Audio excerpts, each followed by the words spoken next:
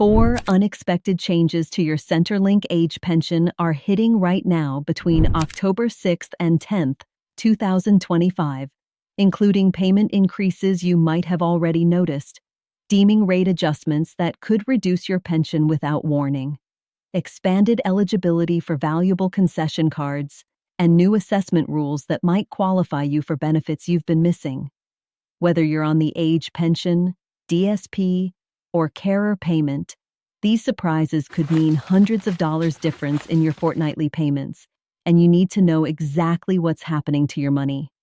The first unexpected change that's catching many pensioners off guard is the combination of payment increases alongside deeming rate adjustments that are creating very different outcomes for different people. While age pension, carer payment, and disability support pension increased by $29.70 per fortnight for singles and $44.80 per fortnight for couples combined from 20th September 2025, what many people don't realize is that these increases are being partly or completely offset by changes to deeming rates that affect how Centerlink calculates deemed income from your savings and investments. The deeming rates increased by 0.5% across both the lower and upper rates effective from the 20th of September, marking the first adjustment since these rates were frozen back in May 2020 during the pandemic. For singles, the lower deeming rate of 0.75% now applies to the first $64,200 of your financial assets, while the upper rate of 2.75% applies to anything above that threshold. For couples, these thresholds are $106,200 for the lower rate threshold. This means that if you have significant savings, managed funds, shares, or superannuation counted as financial assets, Centerlink now assumes these investments are earning more income than before, which can reduce your pension payment, even though your actual investment earnings might not have changed at all. The second unexpected change relates to how these deeming adjustments are affecting full-rate pensioners differently than part-rate pensioners, creating confusion about why some people's payments increased substantially, while others saw minimal or even no increase. Estimates suggest that approximately 180,000 full-rate pensioners may find themselves moved to part-rate pensions due to the higher deemed income from their financial assets. However, here's where it gets particularly surprising. Many of these people will still receive higher overall payments than before, because the base payment increase of $29.70 for singles often more than compensates for the reduction caused by deemed income.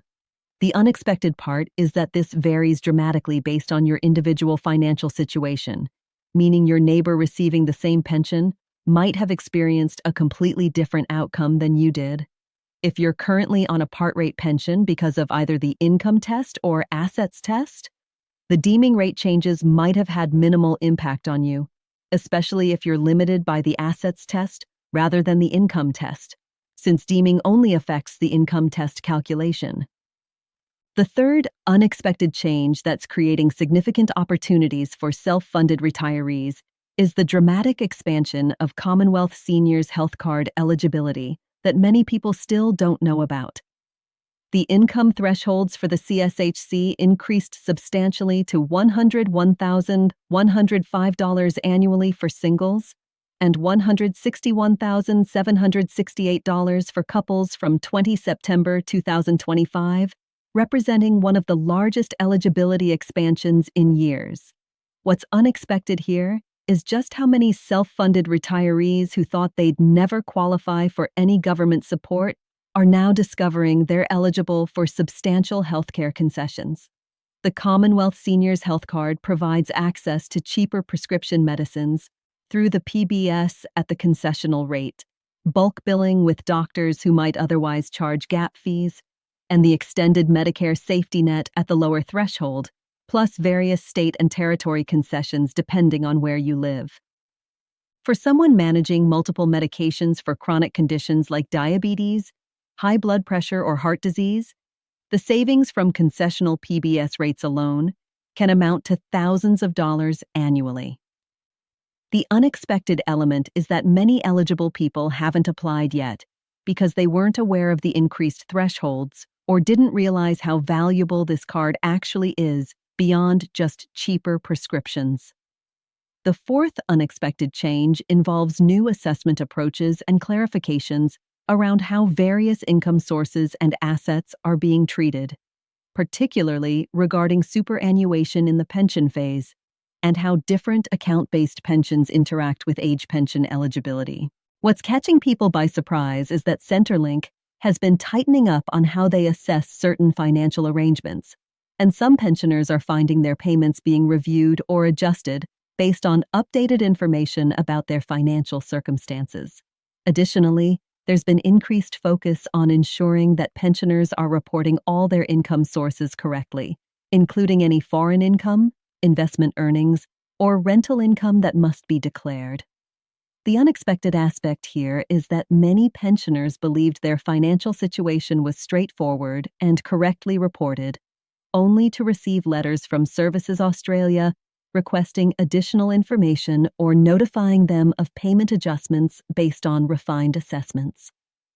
Beyond these four main unexpected changes, there are important supplementary updates affecting how your total payment package is calculated. Rent assistance, which is included as part of your maximum pension payment if you're renting, continues to provide substantial support for pensioners facing rising rental costs across Australia. The Energy Supplement and Pension Supplement are also components of your total fortnightly payment. And while these didn't change separately from the overall payment increase, understanding that they're included in the $1,178.70 maximum for singles helps you see the full picture of your entitlements. For those paying rent, the amount of rent assistance you receive depends on how much rent you're paying above certain thresholds, and this can make a significant difference to your total fortnightly income. The pensioner concession card benefits deserve special attention because even if your cash pension payment is quite modest due to the income or assets test, the value of this card often exceeds the monetary pension payment itself. Access to concessional PBS medications means you'll pay only $7.70 per prescription, rather than up to $31.60 for general patients. And if you need multiple medications regularly, these savings accumulate quickly. The card also provides access to bulk billing with many GPs and specialists, potentially saving you $50 to $100 or more for each appointment where gap fees would otherwise apply. Various state and territory governments also provide additional concessions for pensioner concession card holders on things like public transport, energy bills, council rates, and water charges, with the specific benefits varying depending on where you live. For DSP recipients, the same payment increases and deeming rate changes apply to your situation, with the same unexpected variations in outcomes depending on your financial circumstances. The disability support pension serves people managing significant health conditions or disabilities that substantially impact their capacity to work, and these regular payment adjustments ensure that DSP rates keep pace with rising living costs. If you're on DSP and your medical conditions have changed, or your capacity for work has improved or declined, it's worth reviewing your situation with Services Australia to ensure your payment accurately reflects your current circumstances.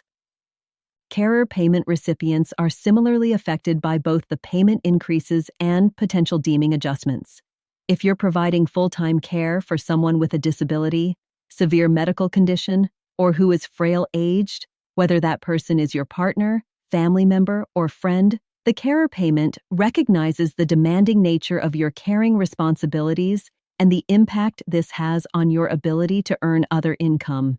The recent changes mean your fortnightly payment has increased, but if you have financial assets subject to deeming, you might find that your net increase is less than expected due to the higher deemed income being counted against you. Veterans receiving DVA pensions or service pension should be aware that the Department of Veterans Affairs operates different payment structures and eligibility rules, though there are often interactions between DVA payments and Centrelink entitlements. If you're a veteran or the widow or widower of a veteran, It's worth reviewing whether your current payment arrangement provides the best outcome for your situation, as sometimes there can be advantages to receiving one payment over another, depending on your individual circumstances. The DVA also provides specific concession cards and healthcare benefits that can complement or replace Centerlink concession cards. I'd really appreciate hearing from you in the comments about how these October changes have affected your payment. Did you notice the full $29.70 increase for singles, or $44.80 for couples? Or was your increase smaller due to the deeming rate changes? Have you applied for the Commonwealth Seniors Health Card now that the income thresholds have expanded? Your experiences help other viewers understand what to expect and how to navigate these changes. And sharing information within our community benefits everyone. If you're finding this video valuable, please hit the like button and subscribe for ongoing updates about pension changes and benefit opportunities that could impact your financial situation. The practical implications of these unexpected changes mean that you need to take specific actions depending on your circumstances. First, carefully review your most recent pension payments to see exactly how much increase you actually received. Log into your Centerlink online account through MyGov to check your payment summary and see how both the payment rate increase and deeming rate changes have been applied to your specific situation. If you have significant financial assets and your increase was smaller than expected, this is likely due to the higher deemed income being counted against you, which is legal and correct, but can be disappointing when you were expecting a larger boost. Second, if you're a self-funded retiree with annual income below $101,105 for singles or $161,768 for couples, you should absolutely apply for the Commonwealth Seniors Health Card immediately if you haven't already. The healthcare savings from this card can be substantial and immediate, particularly if you're currently paying general rates for prescription medications. The application process can be completed online through MyGov, or you can visit a Services Australia service centre or call their phone line for assistance. You'll need to provide information about your income sources and amounts, so having recent tax returns, superannuation statements, and investment income details ready will make the process smoother. Third, if you believe your pension payment has been calculated incorrectly, or if you've received any letters from Services Australia requesting additional information about your financial circumstances, don't ignore these communications. Respond promptly with accurate information to ensure your payments are calculated correctly and to avoid potential overpayment debts that might need to be repaid later. If you're unsure about what information is being requested or how to provide it, Services Australia's phone line can guide you through the process, or you can seek assistance from a financial counselor or community organization that helps seniors with Centerlink matters. The Work Bonus Scheme remains available for age pension recipients who want to continue working, allowing you to earn up to $11,800. This concession recognizes both the value of older Australians remaining in the workforce and the financial benefits of having supplementary income beyond your pension. If you're considering taking on some work, understanding how the work bonus operates can help you maximize your income without unnecessarily reducing your pension entitlement. Looking ahead, pension payment rates are reviewed twice yearly through indexation that occurs in March and September, with the next scheduled increase expected in March 2026. These regular adjustments are designed to ensure that pension payments keep pace with inflation and wage growth, maintaining the purchasing power of your payments over time. However, as we've seen with these October changes, increases to base payment rates can be partially offset by adjustments to other factors, like deeming rates, making it essential to review your actual payment amounts rather than assuming you'll receive the full amount of any announced increase. The 4 unexpected changes affecting your age pension around October 10, 2025, are creating very different outcomes for different pensioners depending on individual circumstances. The payment increases of $29.70 for singles and $44.80 for couples are real and welcome. But the deeming rate adjustments mean many people with financial assets are receiving smaller net increases than they expected. The expanded Commonwealth Seniors Health Card eligibility represents a tremendous opportunity for self-funded retirees to access healthcare savings. And the tightened assessment approaches mean it's more important than ever to ensure your financial circumstances are accurately reported to Centrelink. Your immediate action steps are clear. First, check your most recent pension payment and compare it to what you were receiving before the 20th of September to see exactly how much your payment increased. Log into your Centrelink online account to review your payment details and understand how the changes have been applied. Second, if you're a self-funded retiree within the income thresholds, apply for the Commonwealth Seniors Health Card immediately to start accessing healthcare savings. Third, respond promptly to any communications from Services Australia and ensure all your income and asset information is current and accurate. Finally, if you're uncertain about how these changes affect you or whether you might be eligible for additional benefits, contact Services Australia or seek assistance from a financial counselor who can review your specific situation. Remember that accessing benefits you're entitled to is simply claiming what you've earned through your years of contributing to Australian society. These payments and concession cards exist specifically to support Australians in retirement and help manage the rising costs of living and healthcare. Don't let confusion or uncertainty prevent you from accessing support that could make a real difference to your financial security and quality of life. Thank you for watching this important update about unexpected pension changes. If you found this information helpful, please give it a like and subscribe for future updates about pension changes and benefit opportunities. Share your experiences and questions in the comments to help other viewers navigate these changes. Take care, stay informed, and remember that understanding your entitlements is one of the most valuable things you can do for your financial well-being in retirement.